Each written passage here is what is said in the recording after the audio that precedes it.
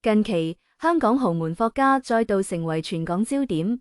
一場由霍啟山與奧運冠軍江文蔚的緋聞引發的風暴，如狂風驟雨般席捲而來。霍家作為香港最具影響力的豪門家族之一，一舉一動都備受矚目。而霍啟山這位霍家三公子，一直以來都是媒體和公眾關注的焦點。他的感情生活更是像一部永遠猜不到結局的連續劇，時刻牽動着大眾的心弦。與此同時，江文蔚這位在巴黎奧運會上大放異彩的擊劍女神，憑借其高挑的身材、甜美的笑容以及斯坦福學霸的光環，成為了體壇和公眾眼中的璀璨明星。當這兩位看似毫無交集的人物突然被傳出緋聞，整個香港都為之沸騰，一場牽動全港的大戲就此拉開帷幕。消息最初是在網絡社交平台上悄然傳開的，有網友發現江文蔚與霍啟山的母親朱玲玲在長相上有着驚人的相似之處，無論是臉型、眉眼還是氣質，都如出一轍，仿佛是一個模子裏刻出來的。這一發現瞬間在網絡上引發了軒然大波，網友們紛紛開始調侃和猜測，原來霍啟山喜歡這一款啊！這難道就是傳說中的戀母情結？豪門選媳婦的眼光果然與眾不同，就是要和婆婆長得像。各種調侃和猜測的言論充斥着網絡，一時間霍啟山與江文蔚的緋聞成為了全港熱議的話題。然而，也有不少網友對這段緋聞持懷疑態度，他們認為一個是豪門貴公子，一個是體壇精英，看似毫無交集的兩個人，真的會走到一起嗎？而且僅僅因為長相相似就傳出這樣的緋聞，是不是有些過於牽強？人家江文蔚是奧運冠軍，是斯坦福學霸，自身條件已經足夠優秀了，根本不需要靠撞臉婆婆來博取關注。一位網友在評論區留言道，還有網友表示，霍啟山的眼光應該沒那麼膚淺吧，如果只是因為長得像媽媽就選擇對方，那也太不尊重女性了。就在網友們爭論不休的時候，一位自稱是霍家內部人士的爆料者突然在網絡上出現，為這場緋聞增添了更多的神秘色彩。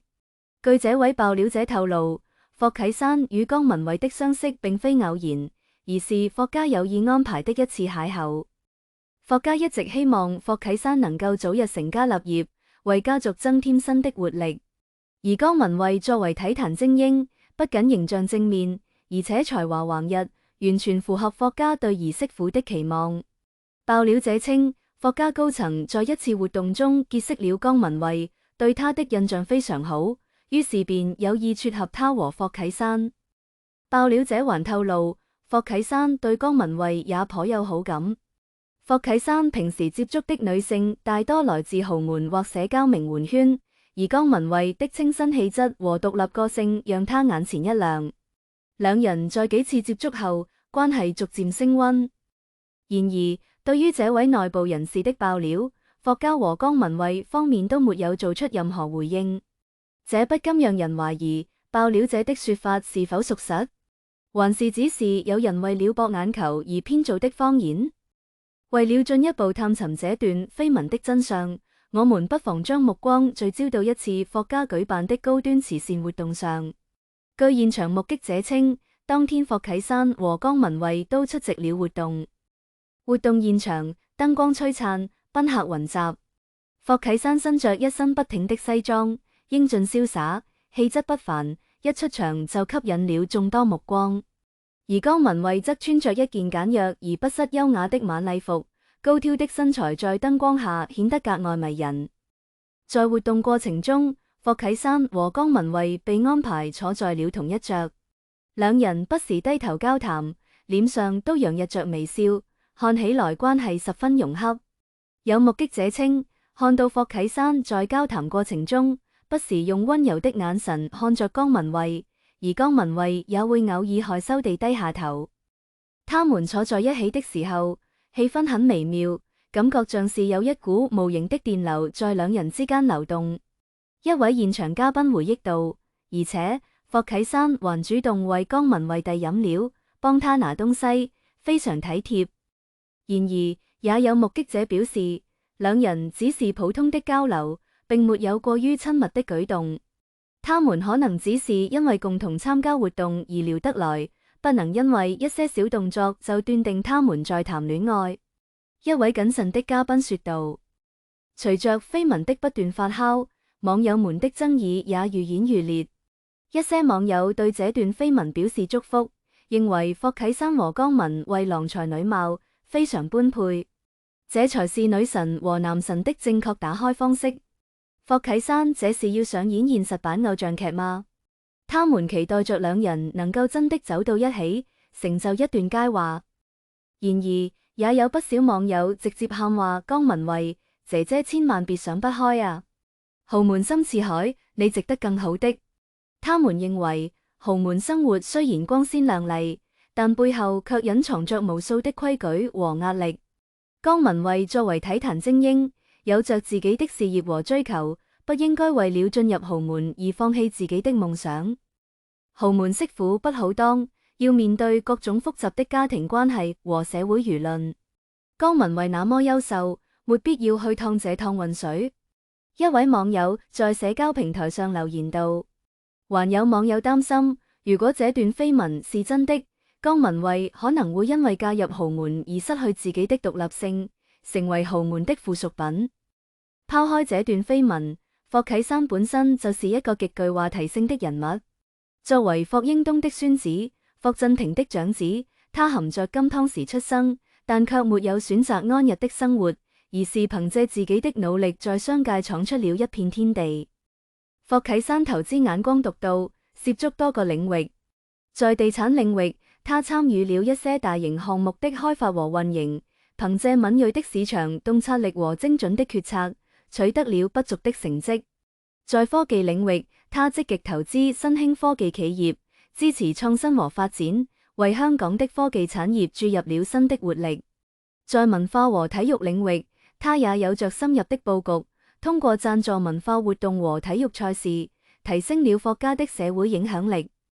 除了商業成就，霍啟山還熱心公益，積極參與慈善事業。他多次捐款捐物，支持教育、醫療、環保等公益項目，用自己的行動回饋社會。他的公益行為得到了社會各界的廣泛認可和讚譽，也為霍家樹立了良好的形象。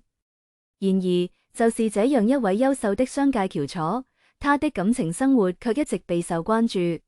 此前，他曾與多位女星傳出過緋聞，但都沒有修成正果。這次與江文蔚的緋聞，又讓他陷入了輿論的漩渦。與霍啟山相比，江文蔚的人生同樣精彩。作為中國擊劍隊的領軍人物，他一路走來充滿了汗水和眼淚。江文蔚從小就對擊劍產生了濃厚的興趣，並展現出了極高的天賦。為了追求自己的擊劍夢想，他付出了常人難以想象的努力。每天，他都要進行高強度的訓練，不斷磨練自己的技術和體能。在訓練過程中，他經歷了無數次的挫折和失敗，但他始終沒有放棄，而是堅持不懈地努力着。從默默無聞的小將到站上奧運最高領獎台，江文蔚用自己的實力證明了巾幗不讓鬚眉。在巴黎奧運會上，他憑借出色的發揮和頑強的鬥志，斬獲了金牌，成為了中國體育界的驕傲。除了在賽場上奮力拼搏，江文蔚在生活中也積極向上，努力學習，不斷提升自己。他畢業於世界名校斯坦福大學。目前正在攻讀法律博士學位。他的學霸身份讓他在體壇之外，也擁有了另一片廣闊的天地。儘管緋聞傳得沸沸揚揚，但無論是霍啟山還是江文蔚都沒有做出任何回應。這不禁讓人懷疑，這段緋聞到底是真實的感情萌芽，還是只是一場精心策劃的炒作？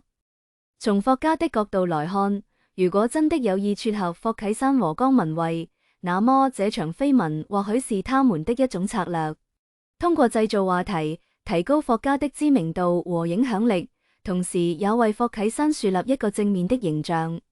畢竟，在當今社會，公眾人物的形象對於家族和企業的發展都有着重要的影響。